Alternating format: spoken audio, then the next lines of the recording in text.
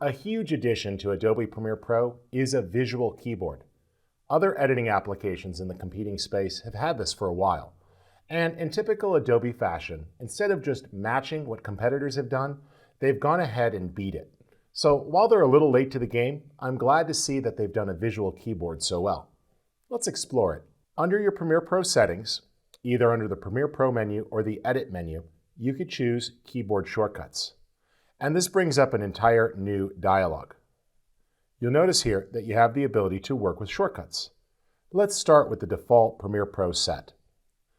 In this case, it's very simple. In the past, you had the ability for the list of commands here, and that's great. We can easily twirl this up and take a look at things. But I now can see all of the keys here, which is very useful.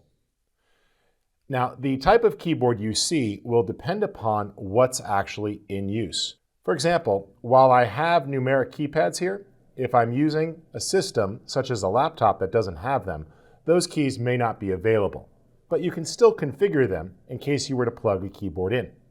You'll see here the ability to narrow things down. For example, if I just want to see things used for the timeline panel, I can view just those sets. In this case, the timeline panel has a few simple shortcuts. But pressing modifier keys, I can see what other timeline panel shortcuts are assigned. In this case, as I press the Option key or the Command key, I can see that different keys show up. And this is a great way to discover things. The Commands view is used to simplify things, so you can see just the shortcuts in use. If an icon is green, that indicates that there are panel-specific shortcuts in place. This is because certain panels will have their own shortcut keys. For example, let's go to the Capture panel here, and you'll see that there are different shortcut keys mapped specifically for that panel. In this case, the use of Q, W, E, and R are going to give you specific controls if you're using the Capture panel. As opposed to the application, you'll see it behaves differently. So in this case, Q is the ripple trim, but if I'm using the Capture panel, well, that becomes go to endpoint.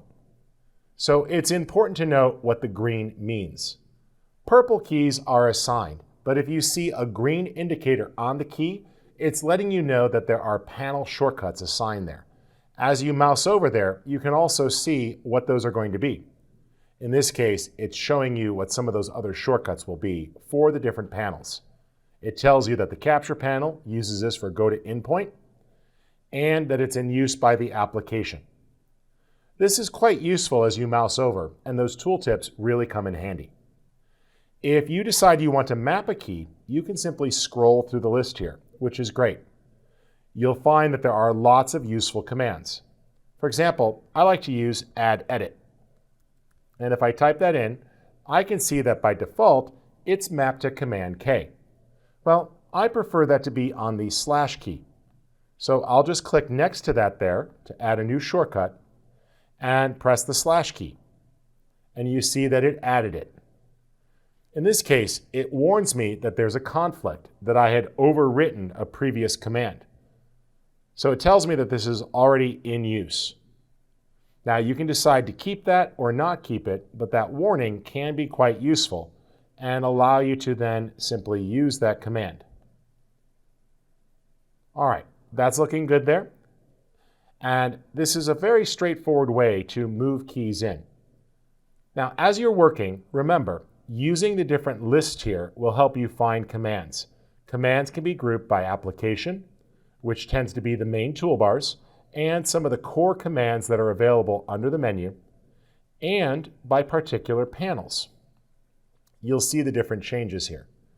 For example, the Sequence menu directly relates to commands that appear in the Sequence menu in the top. Those are application commands.